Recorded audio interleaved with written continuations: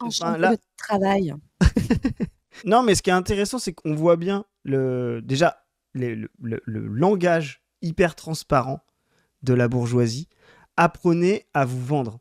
Là, c'est clair. Si vous n'avez pas compris tout ce qu'on explique sur vous êtes une marchandise travail, ça sert à rien d'écouter alors écouter les capsules de la pas du team, c'est super, ça donne de la joie, voilà, mais ça sert à rien d'écouter les capsules de la pas du team. Là, ils sont en train de vous le dire clairement.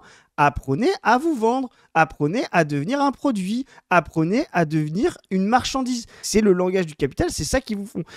Et là, on voit vraiment le fond du fond. C'est-à-dire, on est déjà humilié, sans droit, aliéné, abéti au travail.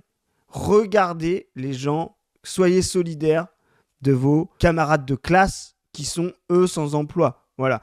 Ils sont encore plus humiliés que vous. C'est une stratégie d'humiliation générale que vous soyez sans emploi ou en emploi de la classe prolétarienne pour la diviser et pour faire baisser son coût quand elle se vend. Voilà, l'opposition entre les gens qui ont un emploi et les gens qui n'en ont pas est factice et est bourgeoise de A à Z.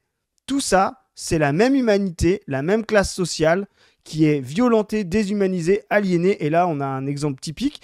Mais imaginez le taux de violence que subissent les gens qui sont privés d'emploi. Si demain, ils en retrouvent un, bah, ils auront passé 18 mois à être humiliés pour en retrouver un. Et donc, ils seront en totale incapacité de pouvoir lutter sur leurs conditions de travail. Donc ça fait partie de l'humiliation, de la dévalorisation sur le plan matériel et sur le plan moral de la classe ouvrière. C'est vraiment, vraiment, vraiment le pouvoir de la bourgeoisie la plus anti-humaniste qui soit. Alors, vous